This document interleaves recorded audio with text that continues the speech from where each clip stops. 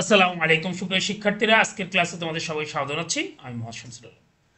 আজকে আমরা নবম শ্রেণী গণিতের অনুক্রম ধারার অনুশীলনী 9 নম্বরটা সমাধান করব। বিগত ক্লাসে আমরা 1 থেকে 7 নম্বর করেছিলাম, 8 নম্বরটা স্কিপ করছি। 8 নম্বরটা স্কিপ করে আমরা আজকের ক্লাসে 9 নম্বরটা সমাধান করব। 9 নম্বর কোশ্চেনটা আমরা যদি পড়ি, আমাদেরকে 9 নম্বর কোশ্চেনের মধ্যে আমাদেরকে বলছে হচ্ছে একটি সমবাহু ত্রিভুজ আঁকতে বলছে, এর বাহুগুলোর মধ্যবিন্দু যোগ করে আরও একটি সমবাহু ত্রিভুজ আঁকতে বলছে। ওই ত্রিভুজের বাহুগুলোর মধ্যবিন্দু যোগ করে আরও একটি সমবাহু ত্রিভুজ আঁকতে বলছে। একইভাবে পর্যায়ক্রমে এরকম 10টি সমবাহু ত্রিভুজ অঙ্কন করতে বলা হয়েছে। সর্ববহিস্থ ত্রিভুজটির প্রতিটি বাহু দৈর্ঘ্য 64 মিলিমিটার হলে সবগুলো ত্রিভুজের ক্ষেত্রফল করতে বের করতে বলা হয়েছে।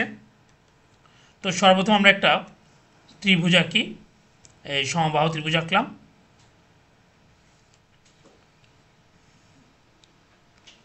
তো এই ত্রিভুজটার এটা মনে করলাম মধ্যবিন্দু, এটা একটা মধ্যবিন্দু, এটা একটা মধ্যবিন্দু।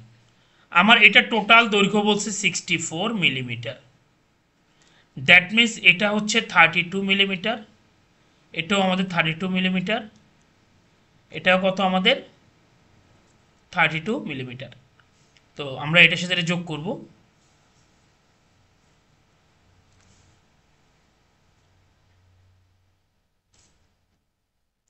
এটার সাথে এটা যোগ করে দিব, এটার সাথে এটা যোগ করব। আবার এই বাহুগুলোর মধ্যবিন্দুগুলো বের করতে বলছে, এই বাহুর মধ্যবিন্দুগুলো বের করে আমরা আবার যোগ করব।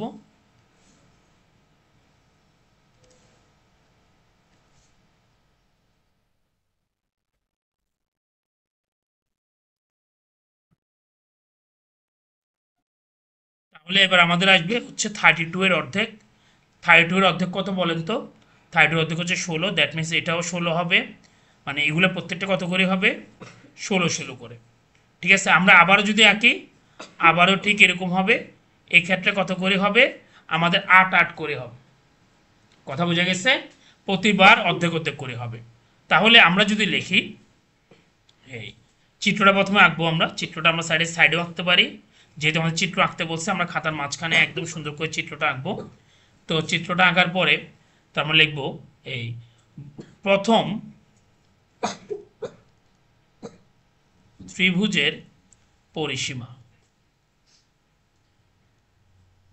ইজ ইকুয়াল, সমবাহু ত্রিভুজের পরিসীমার বাইর করার সূত্র হচ্ছে 3 ইন্টু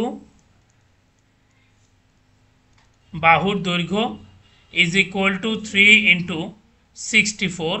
3কে 64 দ্বারা ভাগ করলে আসে 192 মিলিমিটার। এটা প্রথম ত্রিভুজের পরিসীমা। আমরা দ্বিতীয় ত্রিভুজটির কথা যদি বলি, দ্বিতীয় ত্রিভুজটির বাহুর দৈর্ঘ্য হবে প্রথম ত্রিভুজের বাহুর দৈর্ঘ্যের অর্ধেক। কেন?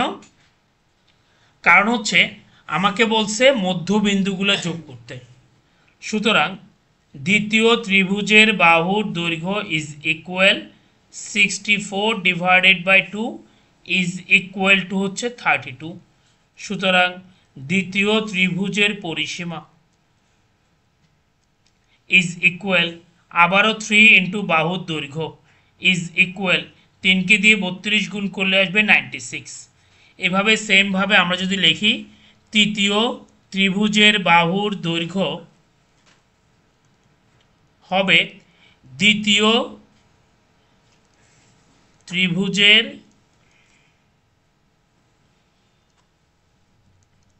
বাহুর দৈর্ঘ্যের অর্ধেক। সুতরাং তৃতীয় ত্রিভুজের এই বাহুর দৈর্ঘ্য সমান আসবে কতটুকু আসবে? এবার আসবে 32-এর অর্ধেক, তার মানে হচ্ছে 16।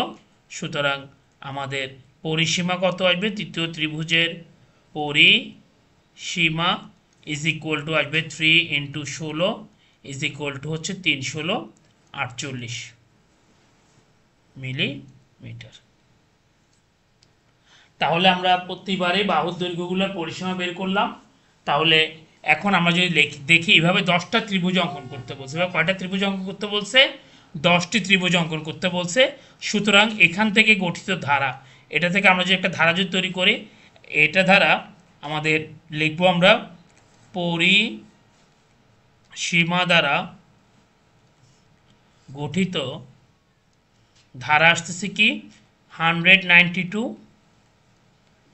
Plus 96 plus 48 plus dot dot dot dot. ঠিক আছে, আমাদের পরিসীমাগুলোর কি বের করতে বলছে? যোগফল বের করতে বলছে। প্রথম কয়টা? 10টা। আমরা এখানে লিখব, এখানে প্রথম পদ বা প্রথম ত্রিভুজের পরিসীমা A1 সমান 192। সাধারণ এখানে দেখতেছি 2 দ্বারা ভাগ হচ্ছে প্রতিবার, যেহেতু আমরা ত্রিভুজটা আঁকছি 2 দ্বারা ভাগ করে, তার মানে এটা 100% গুণোত্তর ধারা। আর গুণোত্তর ধারার ক্ষেত্রে আমাদেরকে অনুপাত বের করতে হয়। অনুপাত আর সমান দ্বিতীয় পদ ভাগ প্রথম পদ ইজ ইকুয়াল টু হাফ, আর হাফের মান অলওয়েজ 1 থেকে কি হবে? ছোট হবে। এবং আমাদেরকে কয়টা ত্রিভুজের পরিসীমা বের করতে বলছিল কোশ্চেনে, খেয়াল আছে তোমাদের? 10টা ত্রিভুজের। সুতরাং n এর মান কত? n এর মান হচ্ছে 10। সুতরাং প্রথম 10টি পদের সমষ্টি আমরা জানি, প্রথম n সংখ্যক পদের সমষ্টি a into 1 minus R to the power n divided by 1 minus R. যেহেতু আমাদেরকে S10 এর কথা বলছে, a এর মান হচ্ছে আমাদের 192, 1 মাইনাস আর এর মান হচ্ছে হাফ, 1 মাইনাস আর এর মান হচ্ছে হাফ, উপরে পাওয়ার হচ্ছে 10। 192 ইন্টু 1 থেকে হাফ বিয়োগ করলে half, 1 minus 1 by 2 to the power 10 মানে হচ্ছে 1কে করলে 1, আর 2 to the power 10 is equal to আমাদের আসে হচ্ছে 1024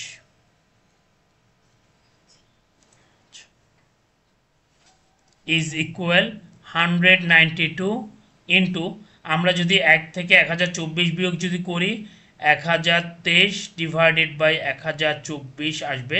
তোমরা ক্যালকুলেটারে 1 মাইনাস 1 ডিভাইড বাই 1010 দিবা, 1024 দিবা, দেওয়ার পরে শিফটের নিচে দেখবা ক্যালকুলেশন আছে, ক্যালকুলেশন নিচে দেখবা a oblique b oblique c আছে। ক্যালকুলেটারে 1 মাইনাস, আমরা যদি 1 ডিভাইড বাই 1024 দিয়ে সমান চিহ্ন দিব, দেওয়ার পরে আমরা শিফটে ক্লিক করব। শিফটে ক্লিক করার পরে দেখবা যে নিচে ক্যালকুলেশন লেখা আছে, ক্যালকুলেশনের নিচে দেখবা যে আমাদের লেখা আছে হচ্ছে a oblique b c, a b oblique c লেখা আছে। আমরা এটাতে আমরা কি করব? ক্লিক করব।